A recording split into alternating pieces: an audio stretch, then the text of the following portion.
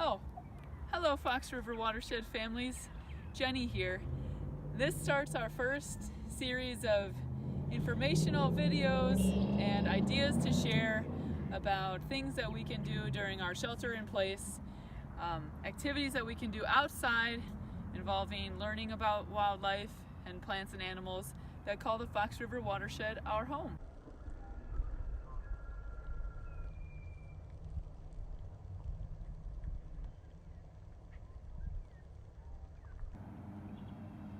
So here I am sitting on the river walk in West Dundee, which is very near where my family and I live.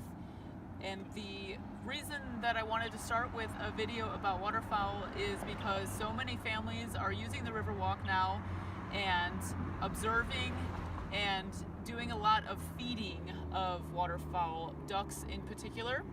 Just today, as an example, I saw a family throwing what appeared to be Fruit Loops into the water as a way to feed the ducks. So it's really important to get the message out there that human beings do not need to feed ducks. In fact, it can be harmful to them. Most of what we throw them is not nutritious at all. White bread is the most common thing that you see people throwing out there.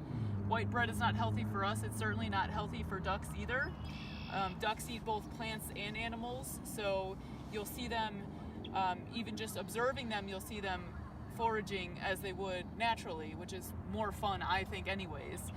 They use a lot of different techniques to find food, diving down, swimming upstream and letting bugs at the surface float towards them and eating them off the surface, and working around the edges and looking for any food sources around the edges too.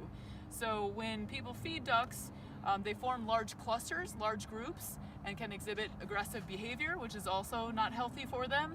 And a lot of non-nutritious food can lead to a condition called angel's wing, in which the wings actually start turning up, and that's a sign of malnutrition. So when you are interacting with waterfowl, we're going to offer some things that you can do that would be healthy interactions instead of being inspired to feed them, which they do not need.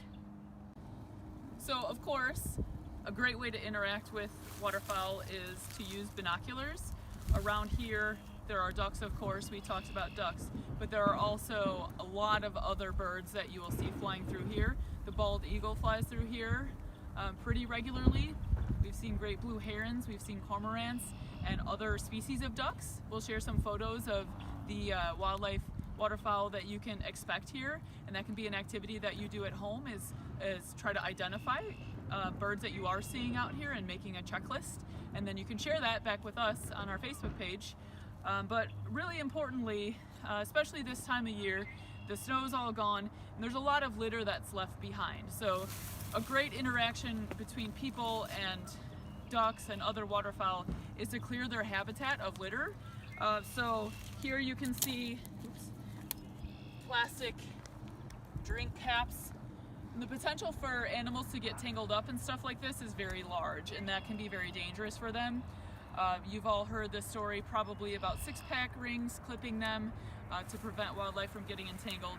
Fishing line is also a very notorious hazard for ducks and other waterfowl as well. So clearing that debris out of sites where they hang out and potentially nest is a very healthy way to interact with ducks. Another activity that humans can do to interact with waterfowl is to identify their tracks. So you can see here in this soft sand and mud some goose prints, and that can be a fun thing to try and figure out is what else walks here. Not even just birds, you can see probably some raccoon prints mixed in here as well.